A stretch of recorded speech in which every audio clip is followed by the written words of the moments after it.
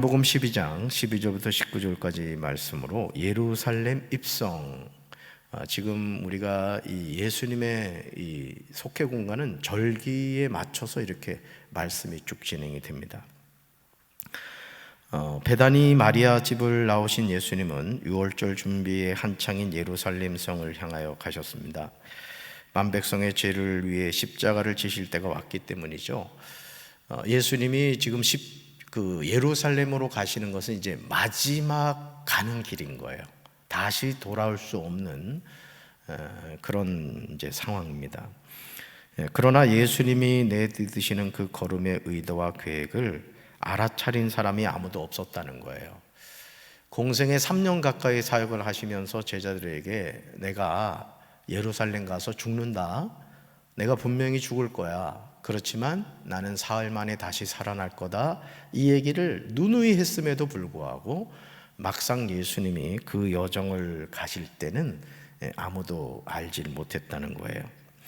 예수님을 맞이하면서도 예루살렘 백성과 제자들, 바리새인들은 모두가 자기 중심의 생각에 빠져 예수님의 예루살렘 입성을 제각각 반응을 했다는 거죠. 자, 질문 볼까요? 사람들은 예루살렘에 입성하시는 예수님께 어떻게 반응했습니까? 라는 거예요. 첫째, 같이 읽습니다. 무리는 종려나무 가지를 흔들며 환영했습니다. 아멘. 예수님의 예루살렘 입성은 사람들이 생각하는 만왕의 왕 모습과 매우 달랐다는 거죠. 사실 제자들의 어떤 기대감에는 어떤 기대감이 있었느냐면, 야, 이제 우리 고생 끝났다. 이제 예수님 예루살렘 가면 우리는 이제 이 이스라엘을 다스리는 장관이 될 거야. 우리 예수님은 이제 왕이 되는 거고, 야, 우리 고생 끝났어. 조금만 참자. 막 이런 어떤 기대감을 가지고 있었다는 거죠. 그렇지만 예수님이 예루살렘 입성하시는 모습은 그런 것과 전혀 달랐다라는 거예요. 화려한 옷차림에 수많은 군사의 호위 속에 입성하는 것이 맞을 것 같은데, 예수님은 나귀, 그것도 어린 나귀를 타고 입성하셨습니다. 그것도 스가랴 9장 9절에 나오는 나귀 새끼를 탄 모습으로 입성하셨다는 거죠. 그러니까 예수님이 예루살렘 성에 입성하는 그 예언의 말씀도 성경에 나온 대로 되었던 거고, 또 어떤 모습으로 예루살렘 성에 입성할 거냐조차도 말씀대로 예수님이 이제 행하셨다라는 거예요. 예수님은 인류 대속 제물이 되기 위해서 십자가를 향하여 가시는 길이었습니다. 그것을 알리 없는 무리는 종려나무 가지를 흔들며 우리를 구원하소서라는 뜻의 호산나를 연호했습니다. 그러니까 호산나라는 뜻이 뭐예요? 따라합시다. 우리를 구원하소서. 그러니까 이제 어떤 로마의 압제로부터 이스라엘을 완전히 해방시킬 해방자 메시아, 이제 그 왕이 이제 입성하신다 하면서 막 좋아했던 거예요. 그래서 자신의 고독과 나뭇가지를 길에 깔아놓는 행위는 왕을 영접하는 존경의 표시였다는 거예요. 그거 여러분 제자들도 지금 생각이 예수님의 어떤 예루살렘 성의 입성과 달랐고, 또 예수님을 환영하는 그 예루살렘에 있었던 사람들의 어떤 생각도 예수님이 6월절에 예루살렘에 들어가는 것과 전혀 달랐다라는 것이죠. 무리는 그렇게 예수님을 맞이했는데, 죽은 나사로를 살려낸 기적 이야기를 들은 무리는 대속제물이 되실 예수님이 또 다른 기적을 행하지 않으실까, 이런 이제 기대감을 가지고 예수님을 환영했다는 거죠. 근데 여러분, 죽은 나사로를 예수님이 예루살렘에 들어가시기 전에 살리신 이유가 뭘까요? 이건 하나의 예인 거예요. 봐라, 내가 썩어 냄새나는 나사로도 다시 살리지, 내가 바로 그 하나님이야. 그래서 내가 예루살렘에 들어가서 이제 많은 죄인들의 죄를 짊어지고 십자가에서 죽을 텐데 나사로를 잘 기억해라. 나사로가 다시 살아났지, 나도 다시 살아날 거야. 그런 모습을 이제 보여주시고자 했던 것이죠. 그런데 제자들이나 예루살렘에서 예수님을 환영하는 사람들은 거기엔 전혀 관심이 없었다라는 거예요. 자, 둘째 볼까요?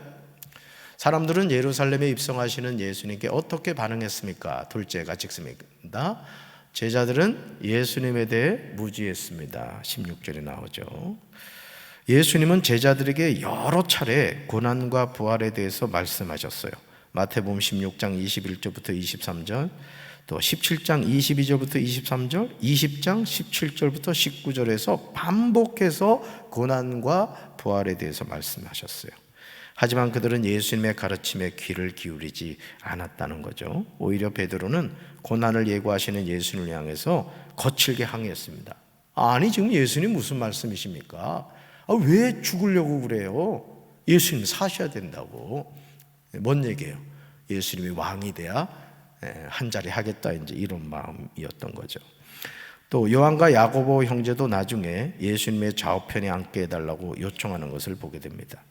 그토록 무지했던 제자들은 부활하신 예수님을 보고서야 깨닫게 되었다는 거죠.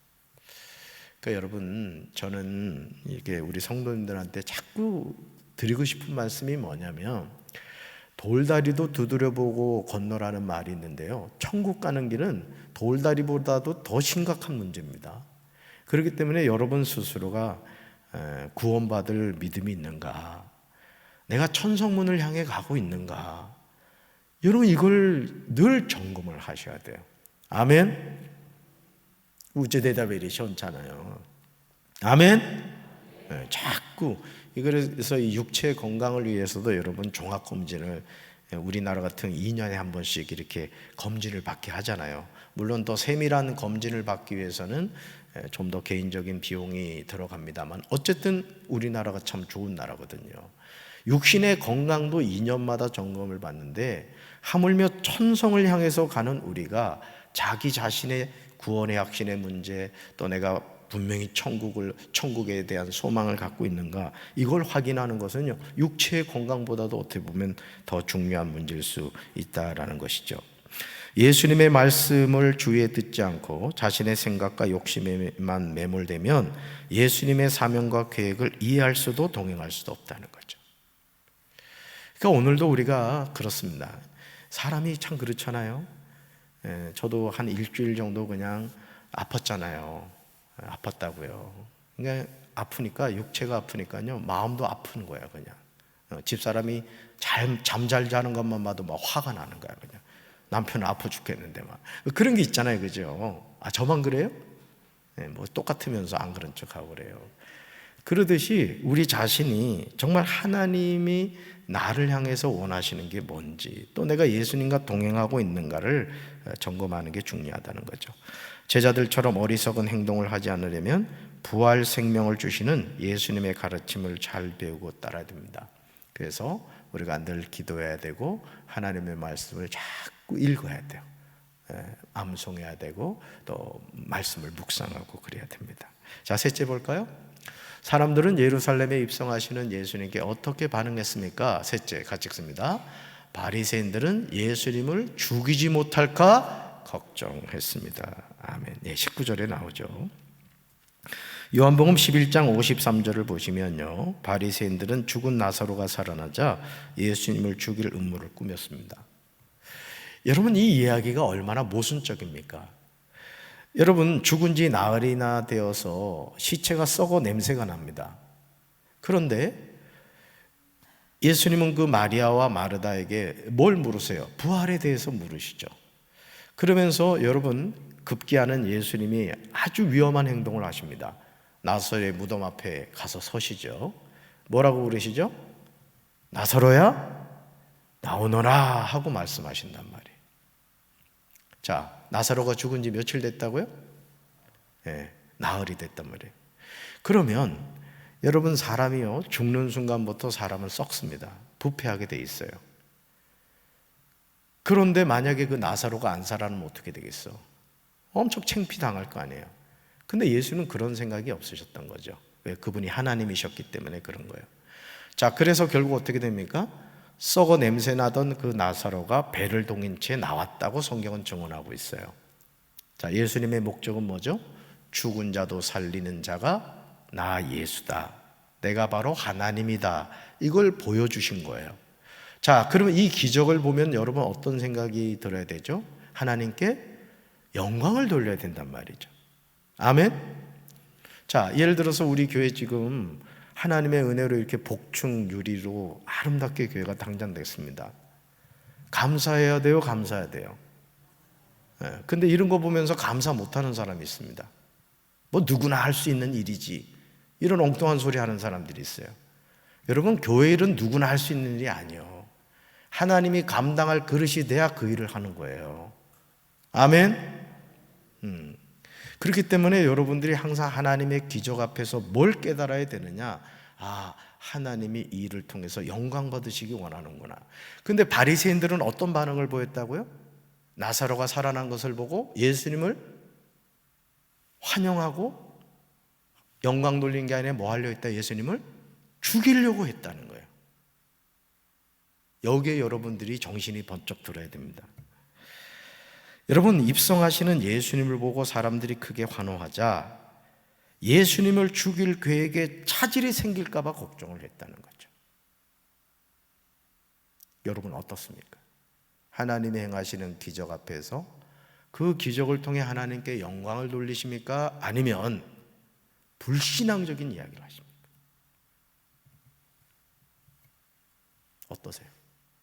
저는 우리 성도 여러분들이 내가 아니라 할지라도, 예를 들어 내 옆에 집사님을 통해 하나님이 엄청난 역사를 행하셨을 때 그것이 내 일인 것처럼 감사하고 기뻐하면서 하나님께 영광 돌릴 수 있게 되길 주님의 이름으로 축원합니다. 그러면 여러분에게도 복이 갑니다. 정말 중요한 태도예요. 그러니까 교회에서 되어지는 일에 있어서도 여러분이 절대 불신앙적인 얘기를 하지 마세요. 복을 못 받습니다. 그러니까 감사하셔야 돼요. 아멘. 따라합시다. 감사합니다. 하나님 감사합니다. 그래서 예수님 때문에 자신들이 누리는 권세를 빼앗길까 위기감을 느낀 거예요. 그러니까 바리새인들은 예수님이 죽은 나사로를 살리시는 그 일을 통해 이분이 하나님이구나, 이걸 봐야 되는데 뭘 염려했다고요? 이 예수가 자꾸 잘 나가면 우리는 완전 쫓겨나겠는데? 우린 무시당하겠는데? 이런 인간적인 생각만 한 거예요. 참 바보 같은 존재들이죠. 그래서 바리새인들은 누구보다 하나님의 뜻을 잘 알고 있다고 자부했어요. 하지만 실상은 그에 대해서 알고자 하는 의지가 없었던 거예요. 여러분, 교회를 오래 다닌다고 예수를 아는 게 아니에요. 여러분, 그런 얘기가 있습니다. 박사라는 게 뭐냐, 이런 얘기를 할 때 저도 들은 겁니다. 흔히 말하는 학사, 석사, 박사. 이 석사가 돌 맞아 죽는 게 석사라잖아요. 근데 박사가 뭐냐? 어떤 분이 그 얘기를 하더라고요. 박사가 뭐냐? 당신이 모르는 게 많다는 걸 아는 게 박사래. 그러니까 여러분들은 그거 이미 아니까 박사 안 받아도 되는 거지. 그러니까 학문의 세계라는 것은요, 깊이 들어가면 들어갈수록 딱 한 가지를 깨닫는다는 거예요. 내가 모르는 게 너무 많구나, 이런 거라는 거죠. 그러니까 우리가 예를 들어서 이게 얼굴도 그냥 이렇게 그냥 피부가 입혀진 얼굴을 볼 때야 문제가 없습니다만은, 예를 들어 이 피부 안에 그 진피 조직을 본다고 생각해 보세요. 헷갈리게 되죠. 마찬가지라는 거예요. 자, 그래서 기득권을 놓지 않으려는 욕심에 사로잡혀 그리스도이신 예수님을 죽이려 했다는 거예요. 그래서 저 자신도 이렇게 목회를 하면서 늘 제가 하나님께 기도하는 것이, 하나님, 저 하나님 더 많이 알기 원합니다, 이 기도를 합니다. 여러분도 그 기도하시기 바라요. 여러분 저에 대해서 잘 모를 겁니다. 그죠? 이유는 한 가지입니다. 담임 목사를 알고자 하지 않아서 그래요. 사람의 관계도 그렇습니다. 관계도 자꾸 만나야 이분이 이런 걸 좋아하고 이런 걸 싫어하고, 또 알잖아요. 자꾸 만나다 보면. 그렇죠? 성품이 이렇고 저렇고 이러듯이 하나님과의 관계도 마찬가지예요. 인격적인 관계로 하는 것이 뭐냐면은 하나님을 이웃에 있는 아저씨 대하지 하지 말라는 거예요. 늘 내 삶의 주인이 되시고 나와 함께 하시고 내 모든 삶을 주관하시는 살아계신 하나님으로 대하라는 거예요. 할렐루야. 그렇게 하는 것이 기도하는 것이고, 그렇게 하는 것이 성경을 읽는 것이고, 그렇게 하는 것이 찬양을 하는 것이고, 그렇게 하는 것이 예배를 드리는 거예요. 저는 우리 사랑하는 성도 여러분들이 우리 하나님을 더 깊이 알아가게 되길 주님의 이름으로 축원합니다. 모든 권세가 하나님에게서 비롯되는 것임을 믿지 못하는 전형적인 불신앙의 모습입니다. 잘못된 신앙은 불안과 두려움을 가중할 뿐이에요. 종려나무 가지를 흔들고 겉옷을 벗어 놓았다고 해서 모두 참된 마음으로 예수님을 환영한 것은 아니라는 거죠.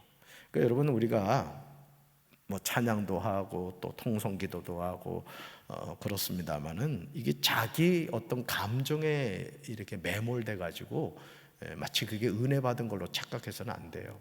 그러니까 여러분들이 찬양을 할 때도 계속 누굴 바라봐야 돼요? 예수님 바라봐야 되고, 기도할 때도 뭐 이상한 음성 들었다고 막 좋아할 게 아니라 그게 성령의 음성인지 마귀의 음성인지 분별할 수 있어야 돼요. 예를 들어 막 기도하는데 네 남편을 가서 꿀밤을 하나 줘라. 여러분, 이게 성령의 음성이겠어요? 마귀의 음성이지. 그걸 분별을 잘 하셔야 된다라는 거죠. 또 환호성 가득했던 그 길은 사람들의 욕망과 허영만 가득한 길이었다. 하지만 빈 껍데기 같던 그 길을 예수님은 하나님의 뜻이 성취되는 거룩한 길로 만드셨다는 거죠.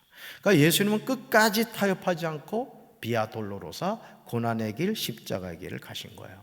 오늘 우리도 마찬가지입니다. 우리가 바른 신앙생활을 하려면 그래요. 늘 주님만 바라봐야 돼요. 절대 사람 바라보지 마세요. 아멘. 그 어느 원로 목사님이 은퇴하면서 아들한테 그 얘기를 하더래요. 얘야, 내 아버지, 절대 너는 하나님만 믿어라. 그 얘기를 하더라는 거예요. 저와 여러분도 마찬가지예요. 남편 믿어가지고 여러분 힘들 때 얼마나 많아. 또 우리 남편들도 그지? 아내 믿었다가 얼마나 고생하냐고. 그러니까 오직 믿음의 대상은 누구밖에 없다? 후환이 있을까봐 대답 안 하는 거 봐. 그래서 예수님을 향한 내 마음 상태를 돌아보는 시간이 필요하다. 내 생각과 욕망을 내려놓고 주님 가신 길을 따라감으로써 하늘나라를 맛보는 우리가 되어야 될 줄로 믿습니다. 그래서 어떤 그 잘못된 흥분에 빠져서 그릇된 길로 가는 것이 아니라 정말 주님이 나의 삶을 통해 원하는 게 뭐냐, 우리 교회를 통해 주님이 원하는 게 뭐냐, 항상 그 마음을 우리가 잘 깨달아야 될 줄로 믿습니다. 자, 말씀 행하게 볼까요? 첫째, 처음 주님을 영접했을 때 어떤 느낌이었습니까? 라는 거예요. 13절 같이 읽습니다. 종려나무 가지를 가지고 맞으러 나가 외치되 호산나 찬송하리로다. 주의 이름으로 오시느니 곧 이스라엘의 왕이시여 하더라. 아멘. 뭐 좋잖아요, 그냥. 그죠? 주님 처음 영접했을 때 온 세상을 다 얻는 것 같고 그냥 콧노래가 막 나오고 그러잖아요. 그죠? 지금 예루살렘 성에 입성하는 그 예수님을 환영하는 모습을 보세요. 호산나 호산나, 당신은 우리의 구원자입니다. 막 얼마나 그냥 영광의 도가니입니까? 그런데 얼마 지나지 않아서 십자가에 못 박으라고 그러는 것을 보게 되죠. 여러분, 우리가 주님과의 처음 사랑을 잊지 말아야 될 줄로 믿습니다. 자, 두 번째 질문이에요. 나에게 찾아오신 예수님은 어떤 모습이셨습니까? 14절 15절 같이 읽습니다. 예수는 한 어린 나귀를 보고 타시니 이는 기록된 바 시온 딸아 두려워하지 말라 보라 너의 왕이 나귀 새끼를 타고 오신담과 같더라. 아멘. 여러분, 예수님은 우리에게 다양한 모습으로 다가오십니다. 우리가 가장 착각하는 게 뭐냐면 예수님이 성화에 나와 있는 아주 구렛나루 멋지게 탁 하고 이 머리도 유명 미용실에 가서 막 그 파마 탁 출렁출렁거리고 막, 그죠? 옷도 말이죠, 그죠? 실컷으로 쫙 빼가지고 그냥 손톱도 이렇게 칠하고 막 나 예수 막 이런 걸로 착각하는데 예수님 절대 그렇게 나오지 않는다는 거예요. 가난한 자, 병든 자, 정말 냄새 나는 자, 정말 소외된 자의 모습으로 우리에게 다가오신다라는 것이죠. 오늘 이 예루살렘 성으로 들어가신 예수님의 모습도 우리가 생각하는 왕의 모습이 아니잖아요. 그렇기 때문에 우리가 나에게 찾아오신 예수님을 절대 성화 속의 아름다운 분으로 보려고 하면 절대 우린 그 예수님 못 만납니다. 항상 우리가 영의 눈이 열려서 나에게 어떤 모습으로 예수님이 변장하고 온다 할지라도 예수님, 그 예수님 심장마비 걸리게 하는 거야. 야, 너 날 어떻게 알아봤어? 다 알지요. 이럴 수 있는 우리 성도들 되길 주님의 이름으로 축원합니다. 그래도 우린 또 마음이 착하잖아. 그러니까 우왕청심은 항상 들고 있다가 예수님 하면 깜짝 놀라 이거 드세요 하고 웃자고 하는 얘기인데 전혀 웃기지 않는 모양이에요. 세상. 자, 세 번째 질문. 바리새인처럼 내 욕심에 사로잡혀 있지는 않습니까? 19절요. 같이 읽습니다.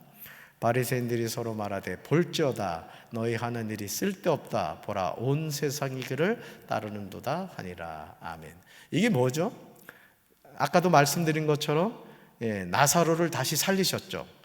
그리고 나서 바리새인들이 어떤 생각을 가졌다고요? 예수 죽여야 된다. 이 결론을 내린 거예요. 그런데 예루살렘 성에 입성하시는 예수님을 환영하는 그 예루살렘 사람들의 모습을 보면서 좌절이 된 거예요, 이 바리새인들이. 얼마나 어리석어요.